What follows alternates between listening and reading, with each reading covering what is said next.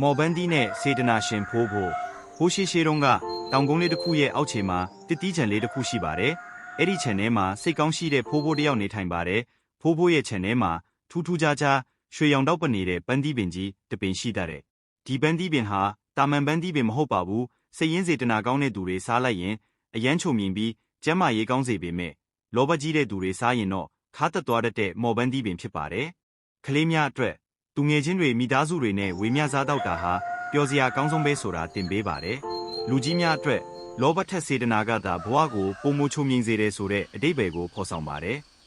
။ဒီသတင်းကိုကြားတော့ရွာထဲကချမ်းသာပေမဲ့စိတ်နေတဲ့လူကြီးတယောက်ဟာမနာလိုဖြစ်ပြီးဖိုးချန်ထဲကိုခိုးဝင်ပါတယ်။ငါဒီရွှေရောင်ပန်းသီးတွေကိုအကုန်ခူးပြီးဈေးမှာအကြီးအကျယ်ရောင်းစားမယ်လို့ကြံစီပြီးပန်းသီးတွေကိုအိတ်နဲ့အပြည့်ခိုးယူသွားပါတယ်။သူဟာအိမ်ရောက်တော့ပန်းသီးတစ်လုံးကိုအားရပါးရကိုက်လိုက်တဲ့အခါခါလိုက်တာဆိုပြီးអော်လိုက်ရပါတယ်ပန်းသီးတွေဟာစေကားကြီးလိုဖြစ်နေုံတင်မကပဲခါချင်းမှာပဲကြောက်ခဲတွေဖြစ်ပြောင်းလဲသွားပါတော့တယ်နောက်ဆုံးမှာတော့အဲ့ဒီလူကြီးဟာဖိုးစီသွားပြီးတောင်းပန်ခဲ့ရပါတယ်ဖိုးကပြုံးပြီးဒီပန်းသီးတွေကရောင်းဖို့မဟုတ်ဘူးကွယ်ဝေမျှဖို့ပဲမင်းရဲ့စိတ်ထဲမှာလောဘတွေဖယ်ထုတ်ပြီးစေတနာထားနိုင်ရင်ပန်းသီးကပြန်ချိုလာလိမ့်မယ်လို့ဆုံးမလိုက်ပါတယ်